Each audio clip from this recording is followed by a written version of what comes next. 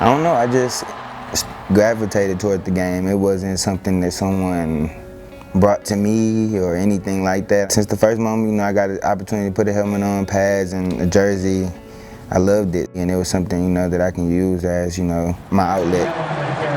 Just a way to get away from everything else, growing up, and football was my go-to, and it always has been. When I first got here, I hadn't had a concussion before. I received my first one, the spring of my freshman year. The player and I, Zach Jackson, we bumped heads, during the practice. It wasn't nothing new, I guess. It wasn't a new feeling, because, playing football, you get hit.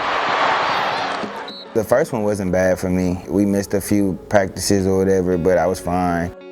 I received my second one my sophomore year, playing here against West Virginia. I was blocking, it was just a head-to-head hit. And it was something that it didn't look like a concussion. I couldn't tell even until after the game, or actually to the next morning. And I remember, the next day I felt a little dizziness.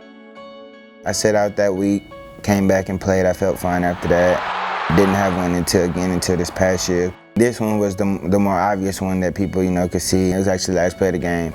The play before, we had just got a first down. We just needed yards. We knew we were going to try to get the field goal, and we just rushed the play. And it wasn't like it was rushed, so it was just kind of like as soon as I got the ball, everybody was coming. And I remember, like I said, getting hit, and I laid there for a minute. And when I got up, because I didn't want too much attention, so I got up. And when I got up, I was dizzy, so I staggered off to the sideline. When I got there, I laid down. My symptoms weren't abnormally high, compared to the other concussions I had. It was just that after about 2 weeks, when I worked out, I had a little headache. I started getting headaches a little bit more frequently than normal. And so just as a precautionary measure, I didn't practice the next week. And once it came down to it, I had already missed, three, 4 games. So it was no point in, me rushing back. Emotionally, the only thing, that affected me was not being able to play. And in football, it's a game, and I understand that, you get hurt, next player up. I understood that part of it, but it was kind of like, emotionally, it was kind of like I didn't talk to anybody over there. The only people I was communicating with was the doctors. When you get those concussions, most of the time they tell you no bright lights, no music, no sound, so you're kind of off to yourself. So for a while, it was just in my house, just by myself, go to class and go home.